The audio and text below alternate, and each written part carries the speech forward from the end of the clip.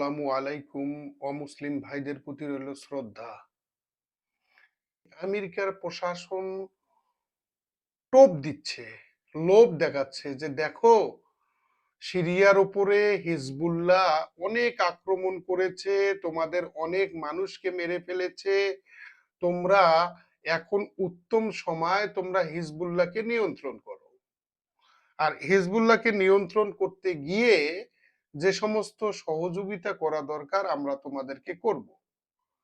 কিন্তু সিরিয়ার president Jolani তিনি চিন্তা করে, অত্যন্ত ঠান্ডা মাথার খেলোয়াড়, সিরিয়ার প্রেসিডেন্ট জোলানি বলেছেন যে দেখো, 2024 সাল থেকে শুরু করে অদ্যাবধি পর্যন্ত ইসরায়েল সিরিয়ার উপরে 1130 বার আক্রমণ করেছে, কখনো বিমান বাহিনী দিয়ে, কখনো স্থল বাহিনী দিয়ে।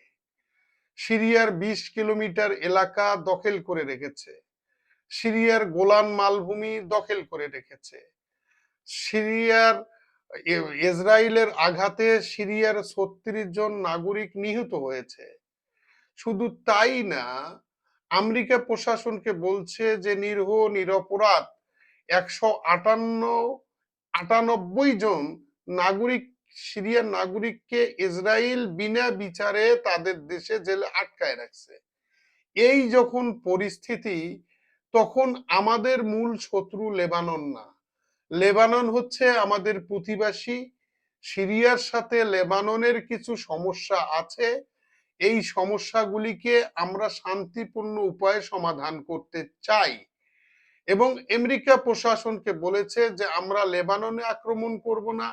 আপনি যদি সত্যি সিরিয়ার ভালো চান, আমেরিকা যদি সত্যি সিরিয়ার ভালো চান আপনি, তাহলে আপনি দয়া করে ইসরায়েলকে বলেন যেন যে 20 কিলোমিটার এলাকা দখল করে আছে সেইটা যেন ছেড়ে দেয়, এবং ইসরায়েলকে বলেন গোলান মালভূমিটা যেন ছেড়ে দেয়, এবং ইসরায়েলকে বলেন যে 198 জন বন্দী তাদের জেলখানায় আছে তাদেরকে যেন ছেড়ে দেয়। এই প্রস্তাব যখন আমেরিকাকে দিয়েছে সিরিয়া, তখন আমেরিকাও হতবাক হয়ে গেছে। আমেরিকা চিন্তা করেছিল যে সিরিয়ার মাধ্যমে লেবাননের হিজবুল্লাহকে সাইজ করবে, কিন্তু ঘটে গেল উল্টা ঘটনা।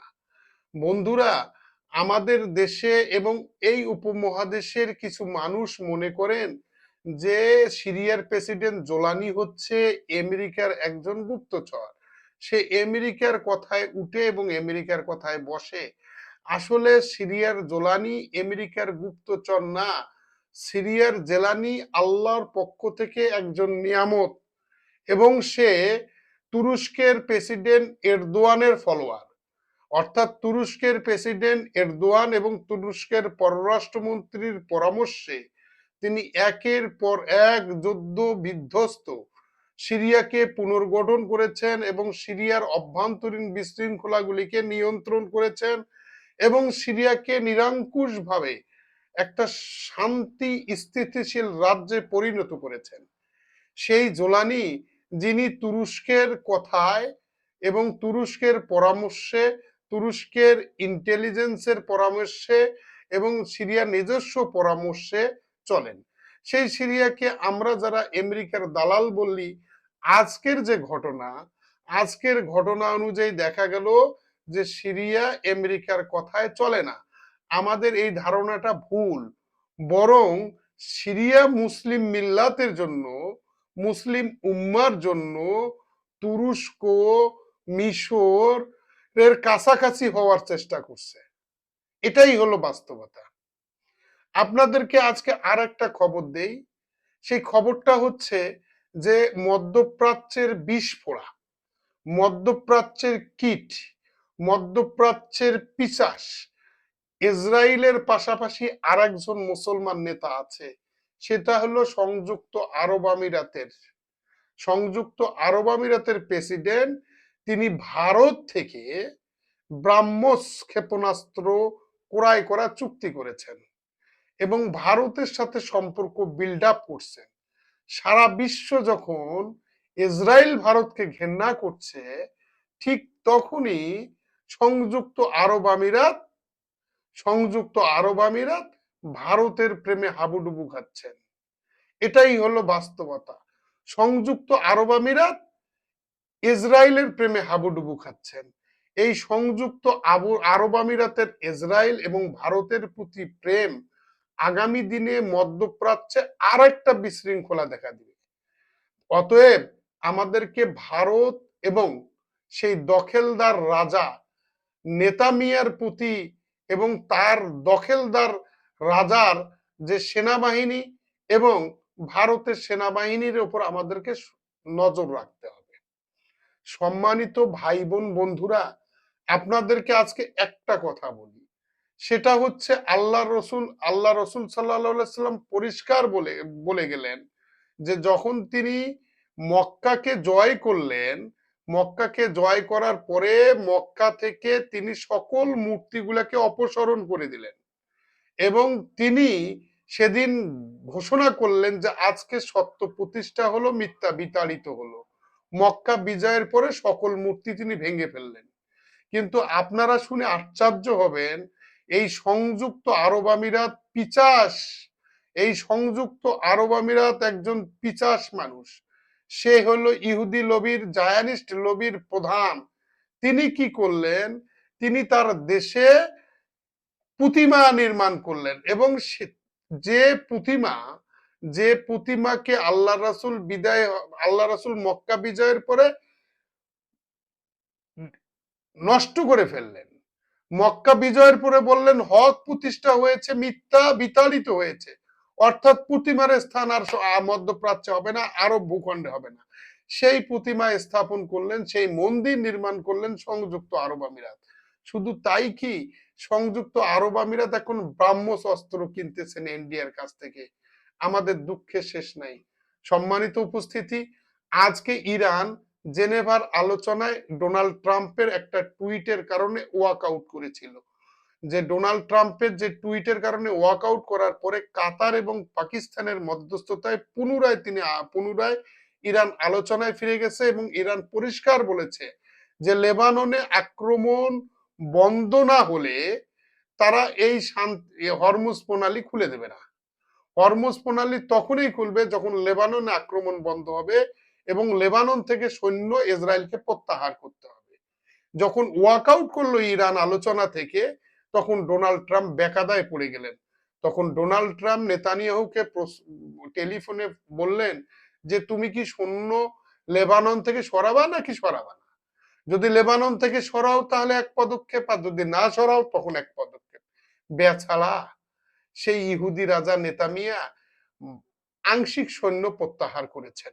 তা লেবানন থেকে আংশিক সৈন্য প্রত্যাহার করে এই যুদ্ধবাদ জারজ রাজা, তিনি কিন্তু যুদ্ধ বন্ধ করেননি। দেখেন, ইরানে যখন আক্রমণ বন্ধ হলো তখন তিনি লেবাননে আক্রমণ শুরু করলেন। আবার লেবাননে যখন আজকের ঘটনা, সৈন্য প্রত্যাহারের জন্য চাপ দিচ্ছেন ডোনাল্ড ট্রাম্প, তখন তিনি ফিলিস্তিনে গিয়ে আক্রমণ করছেন। তো এই যে ফিলিস্তিনে যা আক্রমণ করছেন, এই যে ফিলিস্তিনদের এখন যে দুরবস্থা হবে, এর জন্য কে পাশে দাঁড়াবে? এর জন্য অবশ্যই লেবাননের যেমন শক্ত ভূমিকা ইরান রেখেছে, ঠিক ফিলিস্তিনের জন্য ইরানকে শক্ত ভূমিকা রাখতে হবে, তুরস্ককে শক্ত ভূমিকা রাখতে হবে, মিশরকে শক্ত ভূমিকা রাখতে হবে। এই মুহূর্তে পৃথিবীতে দুইটা দেশ চরমভাবে বিচ্ছিন্ন হয়ে গেছে। একটা হচ্ছে দখলদার রাষ্ট্র, আপনারা চেনেন দখলদার রাষ্ট্রকে, আর একটা হচ্ছে আমাদের পার্শ্ববর্তী রাষ্ট্র ভারত। আজকে ভারতকে যারা সম্মান করছেন, শ্রদ্ধা করছেন, আপনারা মনে করছেন যে আপনাদের দোরগোড়ায় এখন ইসরায়েল। গতকালকে গতকালকে ভারতীয় দূতাবাসে ইসরায়েলের ইসরায়েলের যে কূটনৈতিক কর্মী, তিনি বলেছেন যে বাংলাদেশে এখন হামাসের ব্যাপক উৎপত্তি হয়েছে। ইসরায়েলের যে কূটনৈতিক কর্মী, তিনি বলেছেন যে বাংলাদেশে এখন হামাসের ব্যাপক উৎপত্তি হয়েছে। ইসরায়েলের যে কূটনৈতিক কর্মী, তিনি বলেছেন যে বাংলাদেশে এখন হামাসের ব্যাপক উৎপত্তি হয়েছে। চিন্তা করে দেখেন ভাইরা, ভারতে ভারতে ইসরায়েল কর্তৃক নিযুক্ত একজন কূটনৈতিক কর্মকর্তা ভারতে বসে বাংলাদেশে হামাসের হিসাব করছেন। এই হিসাবটা, এটা ভারতের হিসাব ইসরায়েল উপস্থাপন করছে। সুতরাং ভারত ইসরায়েল দুইটারে চোখ এখন বাংলাদেশের দিকে আসছে। তাই আমাদেরকে সতর্ক থাকতে হবে, আমাদেরকে শক্তিশালী হইতে হবে। প্রয়োজনে অনাহারে অর্ধাহারে থেকে আমাদের ডিফেন্স ইন্ডাস্ট্রি গুলোকে আরো শক্তিশালী করতে হবে। আমাদেরকে কি করতে হবে? পাকিস্তানের সঙ্গে, তুরস্কের সঙ্গে, মিশরের সঙ্গে, আমাদেরকে মালয়েশিয়ার সঙ্গে, ইন্দোনেশিয়ার সঙ্গে সুসম্পর্ক রাখতে হবে। সুসম্পর্ক রেখে এই শকুন ভারত এবং দখলদার রাষ্ট্র ইসরায়েলের যদি কোনো আঘাত বাংলাদেশে কখনো আসে, সেটাকে সঠিকভাবে প্রতিহত করতে হবে। ভাই বোন বন্ধুরা, আমাদেরকে বসে থাকলে চলবে না। আমাদের প্রচেষ্টা করতে হবে। আমাদের মেধাবীদেরকে দিয়ে রিসার্চ করে আমাদের ডিফেন্স ইন্ডাস্ট্রিকে শক্তিশালী করতে হবে। চীনের সহযোগিতা নিতে হবে, চীনের সাথে বাণিজ্যিক সম্পর্ক বৃদ্ধি করতে হবে এবং ভারত দাদা ভাইদের সাথে সম্পর্ক করলে পুরাটাই লস হবে। অপরদিকে যদি আমরা তুরস্কের সাথে সম্পর্ক করি, পাকিস্তানের সাথে সম্পর্ক করি, ইন্দোনেশিয়ার সাথে সম্পর্ক করি, মালয়েশিয়ার সাথে সম্পর্ক করি, চীনের সাথে সম্পর্ক করি, তাহলে বাংলাদেশের ভিত্তি হবে শক্তিশালী। সেই পার্শ্ববর্তী দেশ যারা শকুনের দৃষ্টিতে আমাদের দিকে তাকিয়ে আছে, তাদেরকে প্রতিহত তারা আমাদের দিকে তাকাতে সাহস পাবে না। সম্মানিত ভাই ও বোন বন্ধুরা, আপনারা দেখছেন আলাদিন নিউজ ইউটিউব চ্যানেল। এই চ্যানেলটা আপনারা সাবস্ক্রাইব করবেন, কমেন্ট করবেন। আমার বক্তব্যে যদি কোনো ভুল থাকে সেটা আমাকে ধরিয়ে দিবেন, আমি পরবর্তীতে সংশোধন হব। আমি পাশাপাশি চেষ্টা করছি যে ওকালতির পাশাপাশি যে জিনিসটি আমি চেষ্টা করি সেটা হলো যে মুসলিম উম্মার উত্থান, প্রকৃত সত্যের খবরগুলি আপনাদের সামনে উপস্থাপন করব। বিভিন্ন অথেন্টিক মিডিয়া থেকে এই তথ্যগুলি আমি সংগ্রহ করে আপনাদেরকে দেই। এই তথ্যগুলি আপনারা অ্যানালাইসিস করবেন, কোনো ভুল তথ্য গেলে আমাকে কারেকশন করে দিবেন। আর সব সময় একটা কথা মনে রাখবেন, আল্লাহ আমাদের অভিভাবক। যার অভিভাবক আল্লাহ, তার কোনো ভয় নাই। ভারত আমাদের অভিভাবক না, ভারত আমাদেরকে খাওয়ায় না, ভারত আমাদের পানি বন্ধ করে রেখেছে। এই ভারত বর্ষাকালে পানি বন্ধ করে বর্ষাকালে পানি ছাড়ি দেয়, আবার করে কি শুষ্ক মৌসুমে পানি বন্ধ করে রাখে। বর্ষাকালে যখন পানি দেয় তখন আমাদের বন্যা হয়ে যায়, আবার খরার সময় পানি না দেয় তখন আমাদের মরুভূমি হয়ে যায়। আমাদের নদীগুলিকে সম্পূর্ণরূপে চক্রান্ত করে এই ভারত প্রেমীরা একদম মৃত্যু প্রায় করে ফেলেছে। সুতরাং যারা যারা দেশপ্রেমে বলিয়ান হবেন তারা ইতিহাস খোঁজেন, ভারত আপনাদের কি কি উপকার করেছে এবং কি কি ক্ষতি করেছে। বাংলাদেশকে মরুভূমি করার একটা চক্রান্তে লিপ্ত। সম্মানিত ভাই বোন বন্ধুরা, আপনারা আরো একটা কথা জানেন যে ভারতের যে হায়দ্রাবাদ নামে একটা রাষ্ট্র ছিল, নিজামুদ্দিন সাহেব ওই রাষ্ট্রটা পরিচালনা করছে যখন ব্রিটিশরা পাকিস্তান এবং ভারতকে দুই ভাগ করে দিল।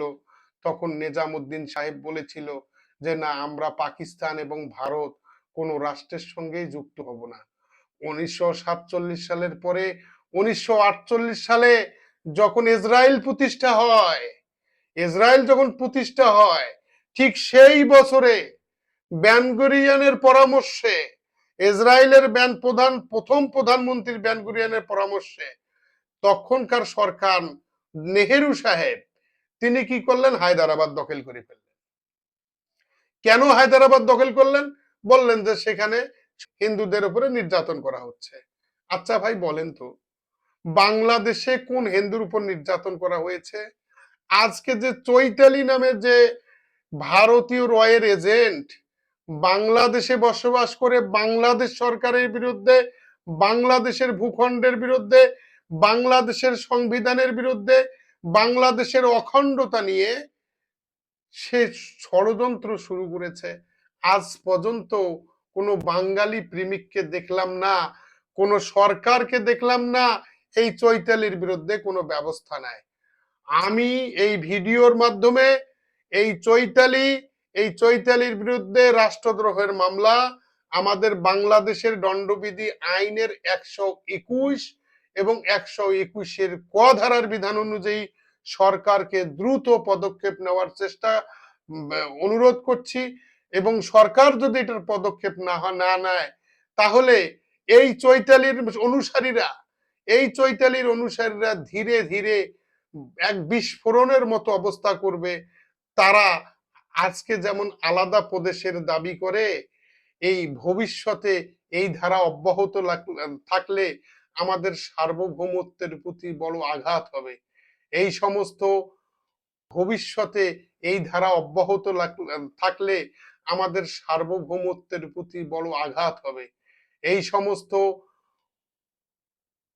নরপিশাচিনী, এই সমস্ত নরপিশাচিনীদের বিরুদ্ধে যারা বাংলাদেশের ভূখণ্ডকে প্রদেশে আলাদা প্রদেশ করতে চায়, তাদের বিরুদ্ধে মামলা করতে হবে, তাদের দৃষ্টান্তমূলক শাস্তির ব্যবস্থা করতে হবে এবং তাদেরকে বাংলাদেশের সকল ইন্টেলিজেন্সি এজেন্সিকে অ্যানালাইসিস করে দেখতে হবে যে এই যে চৈতালি যে কথাটা বললো, এই কথাটা কোন প্রেক্ষিতে, কার ইন্ধনে এবং কেন সে বলল, তাদের কোনো পরিকল্পনা আছে কিনা, এবং এই চৈতালির পিছনে কারা কারা আছে এটা বাংলাদেশবাসী জানতে চায়। এই জন্য আমি উদারত আহ্বান জানাবো সরকারের কাছে যে চৈতালির প্রয়োজনীয় ব্যবস্থা নিন। আর যদি চৈতালির প্রয়োজনীয় ব্যবস্থা না নেন, তাহলে এই বাংলাদেশে চৈতালির মতো লোকেরা যখন একাধিক জন্ম নেবে, তখন তাদেরকে মোকাবেলা করা আমাদের জন্য খুব কষ্ট হয়ে যাবে। আমার চ্যানেলটা আপনারা সাবস্ক্রাইব করবেন। মুসলিম উম্মার পক্ষে সত্যের সাথে আপনাদেরকে খবর দেওয়ার আমি চেষ্টা করছি, চেষ্টা করে যাব ইনশাল্লাহ। আমার জন্য দোয়া করবেন। আসসালামু আলাইকুম রাহমাতুল্লাহ।